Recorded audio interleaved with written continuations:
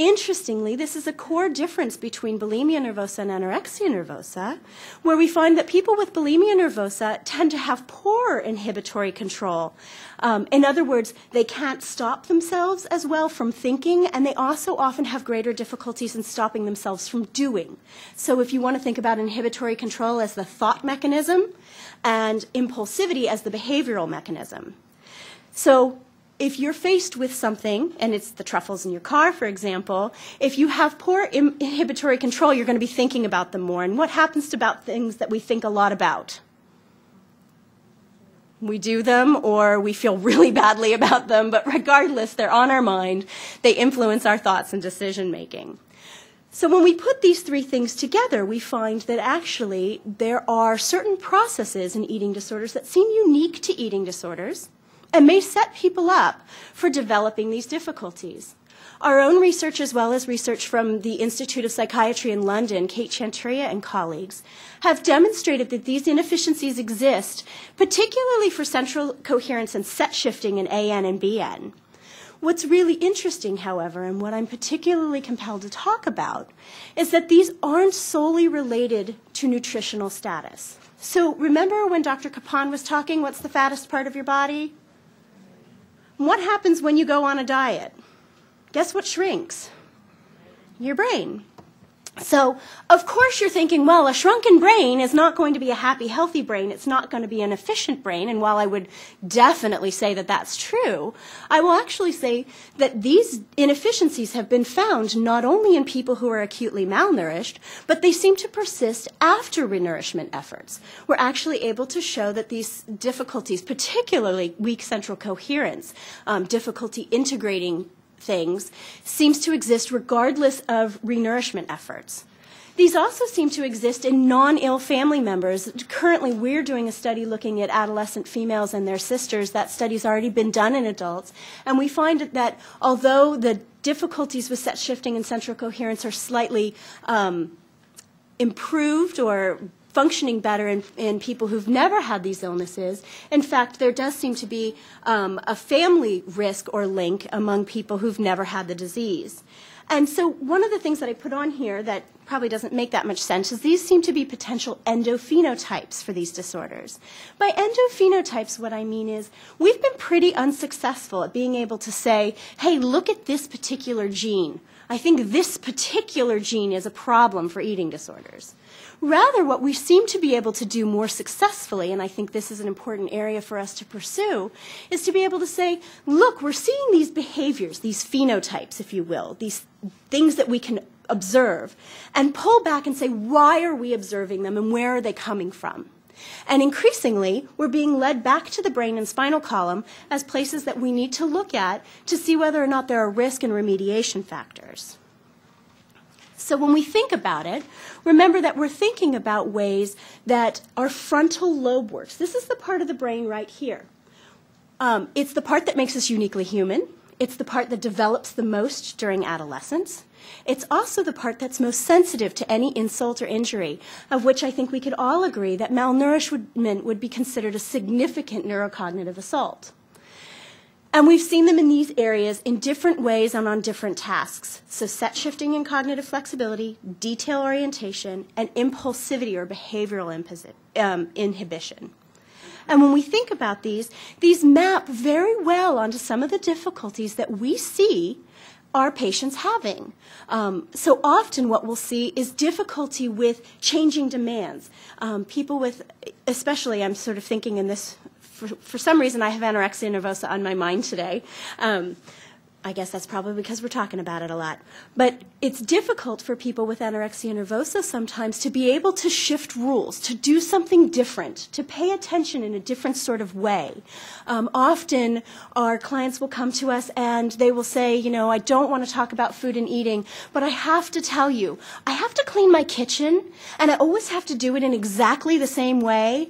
And if I don't do it in the same way at the same time, it really is distressing to me, and I think most of you are probably going, wasn't that obsessive-compulsive disorder? But not necessarily. In fact, it can be these rigid and perfectionistic types of behaviors that we see. There can be food rituals or other types of rituals that can be impairing, and these are, in fact, set-shifting difficulties. We may have people who have difficulty writing short text messages. In fact, I whipped out my phone and showed someone a text message from one of my patients the other day, and I'm not at all kidding you. If I printed it out as an email, it would be a half a page long. I don't know about you, but until I got an iPhone, that would have been an impossible text message for me to get through. And what we have are people who are having difficulty with real-life behaviors, summarizing, shrinking things down, paying attention to the details or the broad concept of what they want to communicate. And instead, they're talking a lot and you're not really sure what the point is, or they're doing things and you're not entirely certain that they understand the details. So that integration isn't always there. And then, if we have over-inhibition, there's this coldness or this pulling back. In bulimia, we often see this real thrusting forward into life, acting without thinking, doing things, being impulsive in many other ways. So many of our patients also engage in shoplifting behaviors or reckless sexual behaviors or other things where something that feels good is done more frequently. And so one of the things that we're particularly interested in, and I'm afraid this slide didn't get on here, so I'll have to just talk about it, is now that we know this about the brain, what do we do about it? And I think this is really a fascinating place that our research is taking us. Because one of the things that we know is your brain is a plastic organ. And by that I don't mean like a little toy that you buy at McDonald's, but rather that it's very amenable to change. You can lose functioning and get it back. You can do tasks and skills that keep you sharp all the way up until you're much older. So how many people here do crossword puzzles? And then I can never say this word, so I'm going to need help with it. How about those math things? Thank you. I'm sorry. I have certain words I can't say. Esthetician is the other one. I've been practicing that one. How many people do that? Why do you guys do them? For fun? For a challenge? Anything else? What? Addiction. That actually might be a good reason. Those tasks actually change your brain. They actually help keep you sharp. They actually help keep the connections between your central brain and your forebrain active, healthy, and happy. Now, one of the things that we've come up with is this notion that you can practice these same things, work out these inefficiencies, set shifting and detail processing, by doing tasks that really bear no resemblance whatsoever to tasks of food and eating. Because here's a true thing about learning. People don't learn when they're stressed out, and they don't learn when they're emotional. People learn when they're calm and when they can focus on something that's meaningful and interesting to them. So the type of treatment that we're developing based on these neurocognitive aspects is actually something called cognitive remediation therapy. Cognitive remediation therapy, or CRT, which Dr. Locke alluded to in his talk, are a series of tasks that are not food-based, that are designed to be like a brain workout. Think of it as a brain gym for your frontal lobe, that specifically target set shifting, sensor coherence, and in some cases also impulsivity, although less so with the current work that we're doing. There are ways to expand this into working memory. There are ways to expand this into other behavioral things that we see. And these tasks are designed to sort of work out the brain and give feedback, but also to help people begin to think about their thinking. I'll be very clear, cognitive remediation therapy is not a standalone treatment for eating disorders. Instead, it's what we would consider an adjunctive or perhaps pre-therapy to get people's brains ready to engage in true therapeutic work. Because anybody who's ever been in therapy, and even those of you who don't but understand the concept, would probably understand this.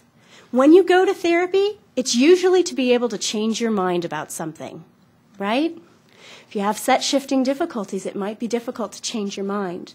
If we can work on how one changes their mind, it may be that people are more receptive to actually doing so. If you focus so much on the details that you can't understand the big picture, that when I sit and talk with you about an avocado and how an avocado has all of these wonderful, healthy, heart-healthy fats, has more bioavailable potassium, which, as Dr. Capon pointed out, is a really important feature for most of our malnourished patients. The fact that it has phytoestrogens and is sort of God's perfect fruit for a fat delivery system. You're going to remember that a Hass avocado has 300 calories.